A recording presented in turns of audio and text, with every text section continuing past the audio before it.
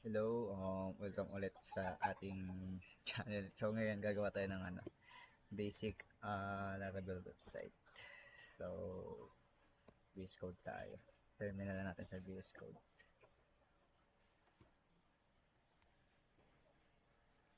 Una gagawa muna tayo. Iyan na muna natin sa test ulit. Composer create dash project Laravel /Laravel business website.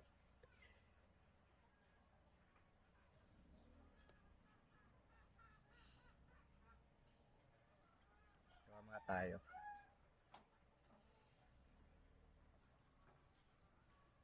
Okay, so now installed na. So, yan, business website. Sana yung Visual Studio Code. Open natin. Okay. So, first, kailangan natin ng database niya. So, tayo dito. Localhost. And then, i-drop muna natin to.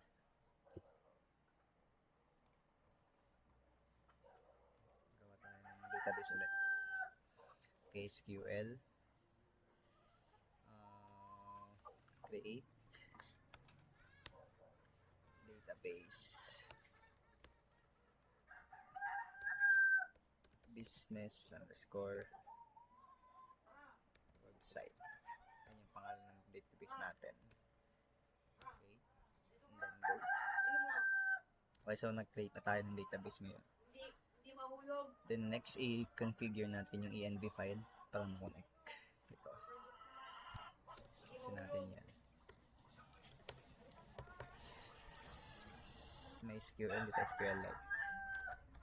MySQL 207306 business website. Ito, yun. Okay? So ngayon, de-define tayo ng routes.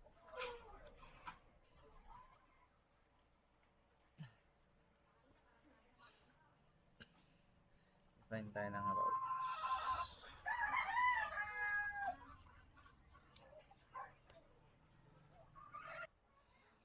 Okay, so nakapag-define na tayo ng routes natin. Named routes na siya. And mag-ano tayo ngayon ng controllers.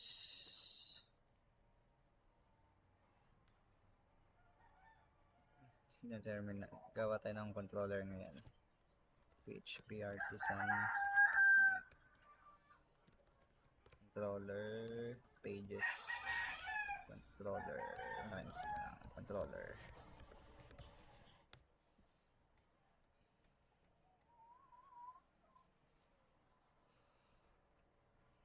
Okay, so meron na siya doon. HTTP pages controller. So ngayon, ilalagay ko na yung mga methods. Cut na lang kasi mahaba yung video. May ilagay ko na yung function natin, public function, home, return view, pages home. So wala pa tayong view. So gagawin ko muna is maglalagay tayo ng mga views. Magagawa ko ng directory, make directory resources /views/pages. So dito natin ilalagay yung mga pages natin. So yun, nakita nyo, nakagawa na tayo. Okay, so ngayon muna ako magagawa ng blade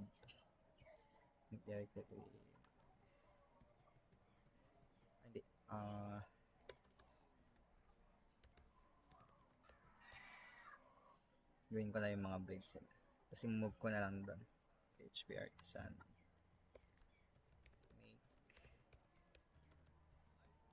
view home. Okay, lagay na lang natin. So yun, gagawin ko lang yung buong pages nito. Gagawa lang ako. Cut ko na lang ulit. So gumawa tayo ng pages, 10 pages yan, and then yung user layout. Yan, dito natin ilalagay yung makikita. Dito tayo mag-HTML.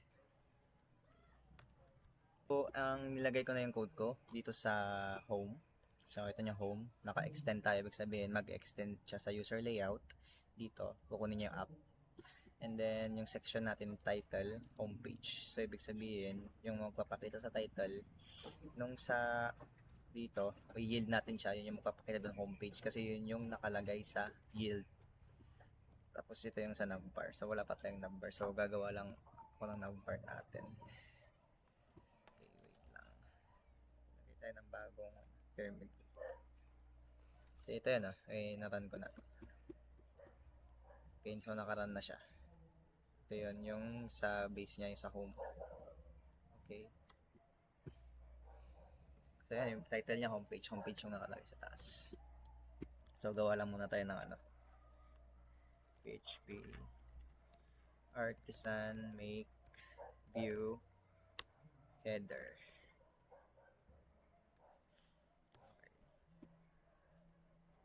Saan na header natin? Header. Yan, sa lahat nisa sa user layout. Gagawa lang ako ng footer. Header and footer. So, kakat ko na lang ito pag na-code ko. Header and footer. Maalis.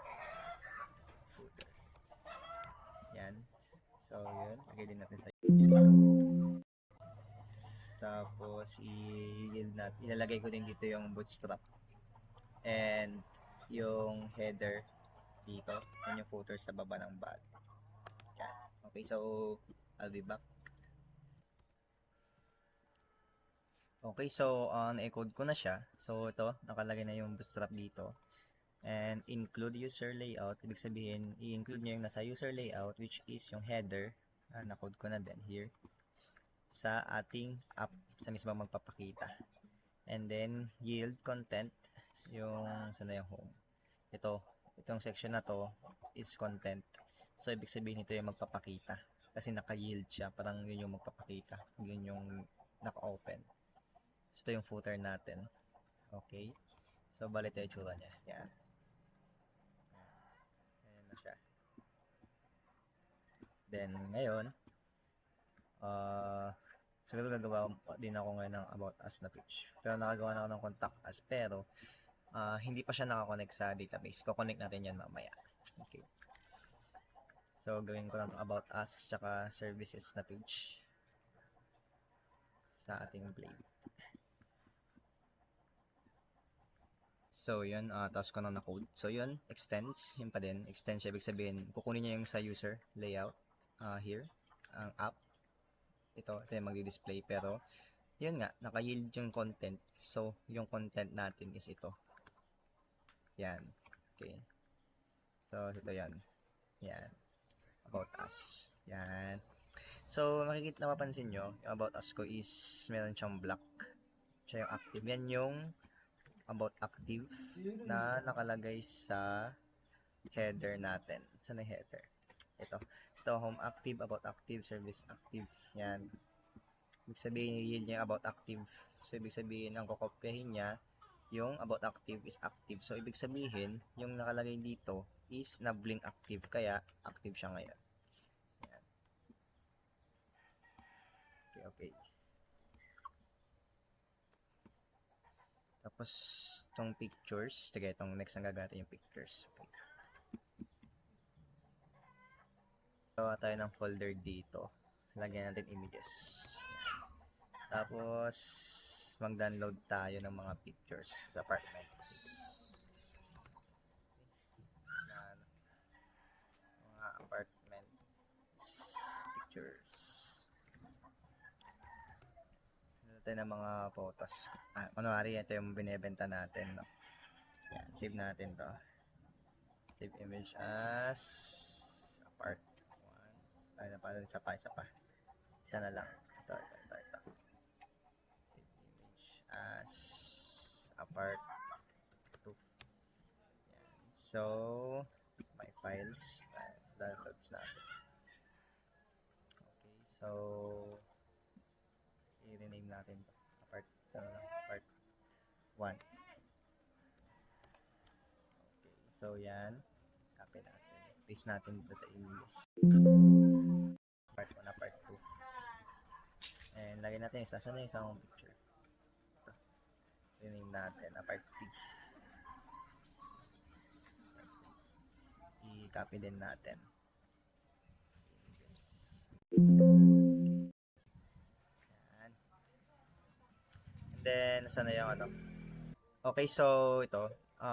Nakalagay siya dito sa images, diba? So, curly bracket. Alis natin yan, asset. And then, open close parenthesis. Tsaka yung, ano nakalagay doon, apart 1. Apart 1.jpg. Ano, wala pang images. So, images slash. Images slash yan, apart 1. So, copy natin to. Lagay natin dito sa path 2. Yan. And then dito. Natin dyan. Then dito. Yan. Lagay natin yung part 2 tsaka part 3. So, ayan. Testing natin kung gagana. Yun. So, nag-load siya. Pag ano is CSS na lang yung size nito. Kasi ano maliit yung image na na-save. Okay, so next is okay na about us natin and the services. Di-display lang tayo dito ng ano ng siguro mga cards. Yun, mga cards na lang na kunwari yun yung apartment.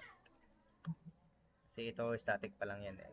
Naglagay din tayo ng kunwari tatlong apartments. Okay. Saan na yung ano? Okay. So, doon tayo sa services. Bali sa services, dito natin nalagay yung ano, yung mga products natin. So, extends tayo sa user layout dot app. Tapos, gawa tayo ng section. Yung section na to, ito yung title. Title. Diba naka-yield tayo kanya title? And then, nalagay natin title dito is services na natin. Services. Yan. And then, next natin is section ulit. Yung active na to. Section na pangalan. Services natin. Section. Active.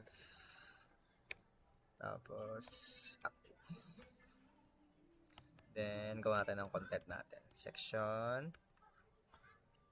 Content. Yan. Tapos, lagyan natin yung end section dito. Yan. So, gawa tayo ng class natin, container dash fluid. And then, stylean natin. Ano kayo magandang style? Background color mga tayo.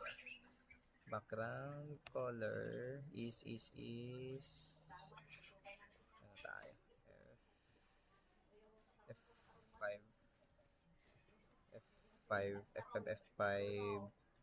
F5 yun eh. Yan. And then taps lang natin yan. F5. And then color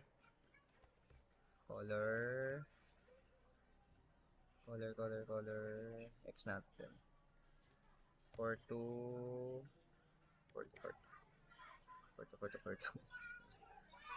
yan tayo. Tapos let's gawa na tayo ng ano yung butron and then text center hindi dash text center and then wait lang, hindi natin ng background color style background color for hashtag for hindi pala may hashtag tong isa hashtag for HCB let's go. CF for CB tapos color here color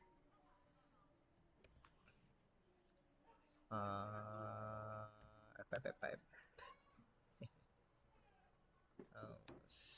H1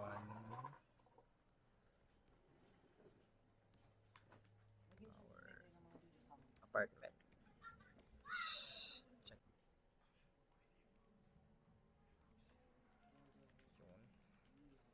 Our apartment. Tapos, paragraph tayo. Explore our luxury apartment. Perfect. And then, kuha tayo ng section dito. IT equals services. Senior siya. 16-year-old versus ano. Plus PY5.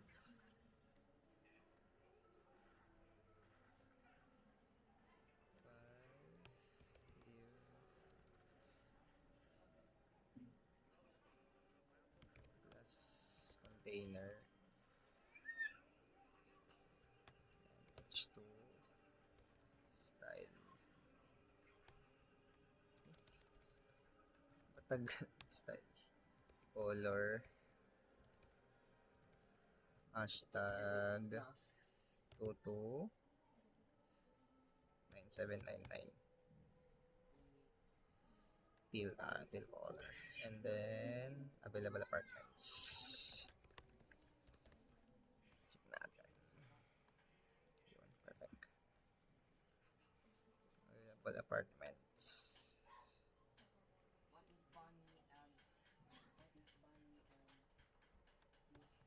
Ako na yung ito yung final product niya. Services. So yun.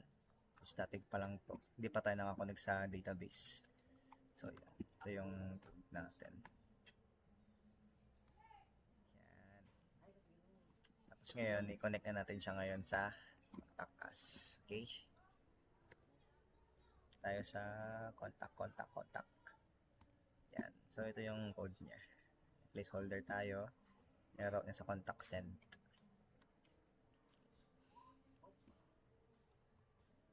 Yun. Ang gagawin natin is gagawa tayo ng controller. PHP artisan make controller.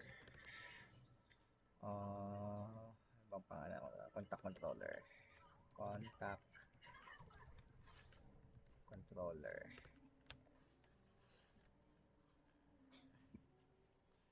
Contact controller. So yun, lagay natin dito is class control instance controller public function send request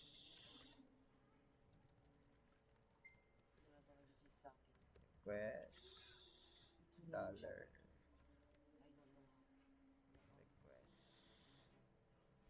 Yan. Dollar request curly bracket dollar request validate. Paano ba validate? Arrow validate open close parenthesis and then yung bracket natin. So name equals more than wala tayong ganun. Ayan.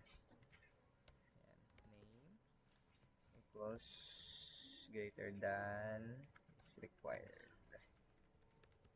Is equal or greater than required. Tapos ano pa yung nakalagay dito sa ano natin? Email. Iyan na natin. Email. Subject your message. Tapos phone number. Email. Subject. Message. Tapos phone. Phone hindi pwedeng required kasi ano siya. Integer. So nullable. Yan. Dito yun. Tama ba? Wait. Parang may kulang tayo. Yes.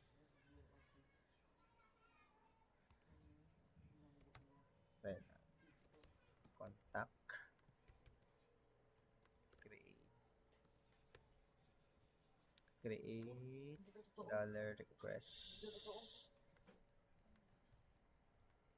all, open close parenthesis, yan.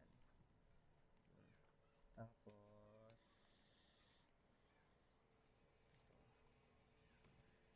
return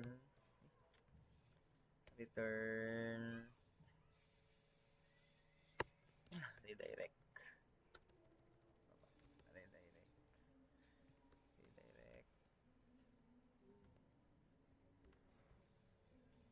route, open close parenthesis, babalik na sa contact and with, lagyan natin message with tama, with success. Wait lang, may ganun pa success tapos message send and save successful. Yan. Tapos ngayon gagawa na tayo ng migration ng table natin kasi hindi pa tayo nakagawa. So ito, gagawa na tayo ngayon. PHP artisan make migration create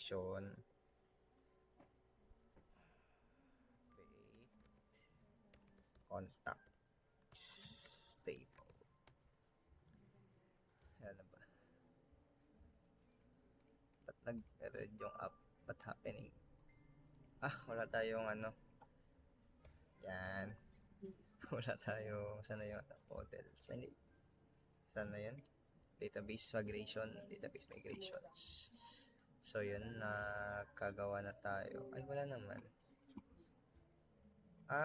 May space kasi yung natin. I forgot. Yan, migration. Yun. So yun, meron na tayo. Create contacts. And define tayo dito.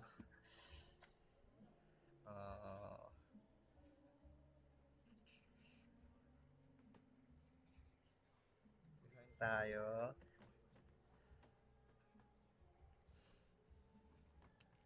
Schema. Create function. Blueprint na label ID and then string. Gawa tayo. Copy and paste na lang natin to. Yan. Name, email, subject, message, phone, table, string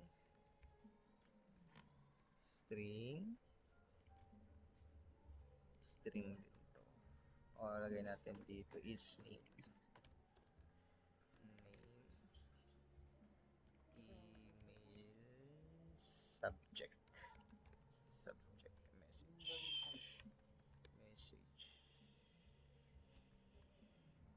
message, tapos phone,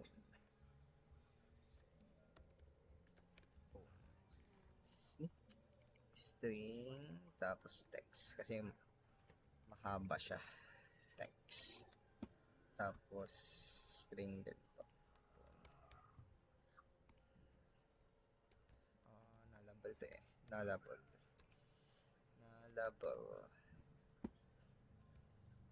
yan, ayan na pala. Tapos tables timestamp, function down, schema prefixes.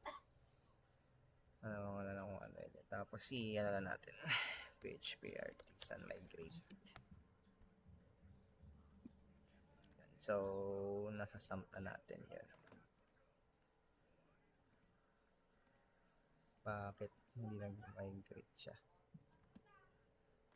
Created contacts. PHP artisan model. Our problem guys, hindi siya naka-MySQL. Tapos cleaner ko siya. PHP artisan tapos migrate ko ulit. So, okay na siya. Yan, so okay na siya. Yung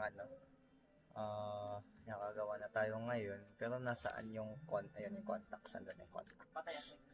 So yun, yan yung contacts. Ngayon gagawa tayo nung ang gagawin natin next? Model ng contact kasi no.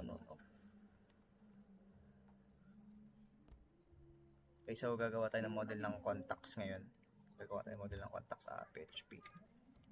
Artisan make. Model ba? Contact. So, nakagawa tayo ng model contact. Tapos sa model contact,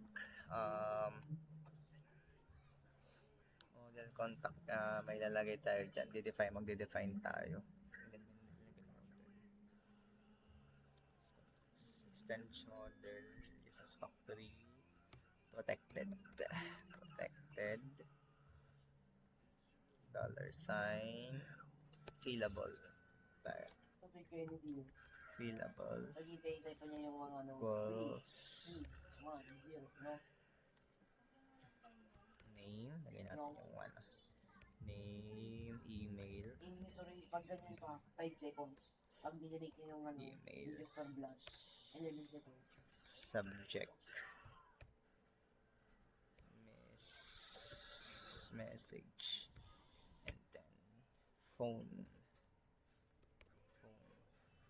fillable, protected yung mga fillable natin sa date. Yan. And then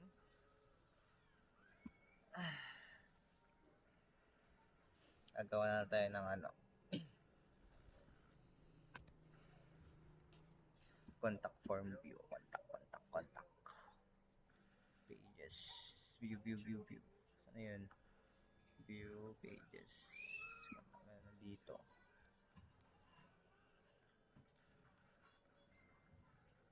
Yan.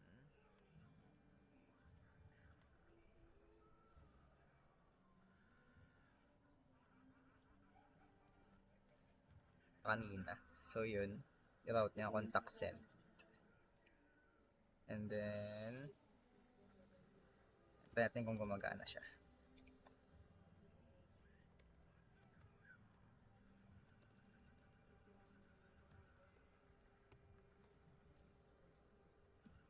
Sabi sa ng isang friend, you don't need to pagkabuhay. Try natin. You just need to Contact fight. us. Test. Yan. Subject. Your message. Ken. Phone number 0999-555-4444. Hindi ko anong sasabihin niya.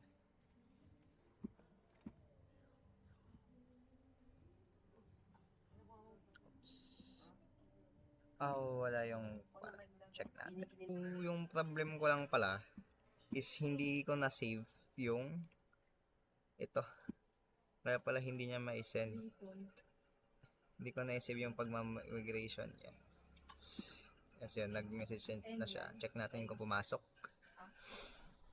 Business website. Contacts. Check natin. Oh no, di pa siya nag-migrate. Pero naman na siya. Wait lang. PHP.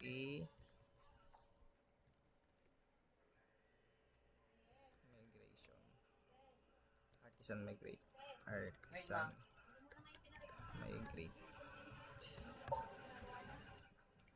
PHP Artisan optimize. Kasi wala ito eh. Wala siya sa contacts ID created, updated. But yun lang ang contacts ko. Create jobs table.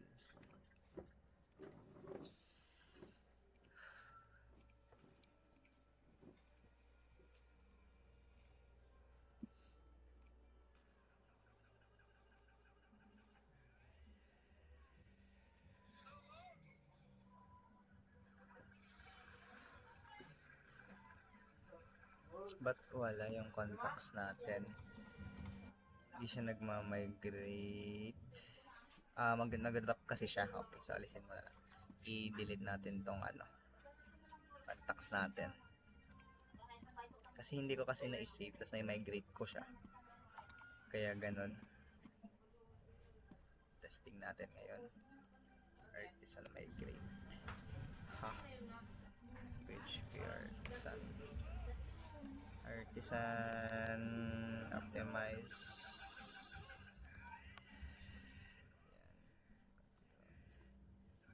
Check natin kung meron na yung contacts. So wala yung contacts.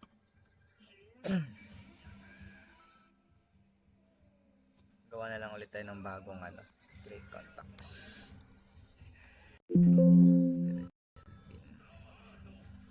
PHP artisan create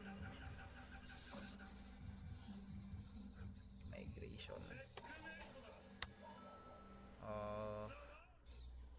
create underscore contact. Wow. Create contact ba yun? Create underscore contact stable. Yan. There are no make pala. Pag make create artisan.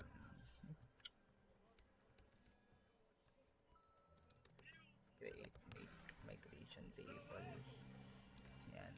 Tapos paste natin yung ginawa natin. Tapos PHP artisan migrate. Yun. Nating migration. Test natin kung meron na siya. Business website, contacts. Meron na yung yun, ID, email, etc. Testing natin ngayon kung mag-ano siya. Kukontak us tayo. Test. ADS Tapos, yan.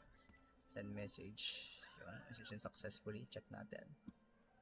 No, hindi siya pumapasok sa ating. So, ang problem pala is hindi ako nakagawa ng contact. Create. Gagawa tayo ngayon ng new row. I-request natin yung name. Pinalidate niya. Yun. Yan. Kailangan pala ito. Nakalimutan kong ilagay. Kaya pala nagsasuccess lang siya, pero hindi siya gumagawa kasi wala siyang create. Hindi siya nag-create ng bagong row. Yan. So, pag iti-testing natin ngayon, ito. Testing natin yan. Test. Subject. Message. Ken. Tapos ang phone number natin, 0999 YouTubers. Yan. Tapos yan, message sent successfully ang sabi. Tapos dito, okay na siya. Yun. So, yun. Kagawa na tayo ng connected siya sa database. So, yun na. Nakagawa na tayo. Okay. And sa next video natin, gagawin na natin din itong connected sa database. Bago ba ito? Yan. Hindi bagong bago.